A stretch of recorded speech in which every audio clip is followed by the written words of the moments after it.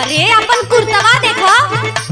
अरे साला ये क्या से चुगल, हमको पता न चला। अच्छा ले धो दे। धोबे में निकोर जाला दहिया के भुरता, धोबे में निकोर जाला दहिया के भुरता, बिगाड़ देला पान खाके नया नया कुर्ता, बिगाड़ देला पान खाके। अरे तू पान छोड़ देता चाहे हमार जान छोड़ देता। देख अभी पान करना छूटी बड़े टाइम छूटी हुई। अच्छा हमार पान बहुत निहारत है और अपन न देखली। का अपन देखी? अच्छा आज ये कैसे जर रहे का चल रही हो? अच्छा पान ठोकर बतावत है।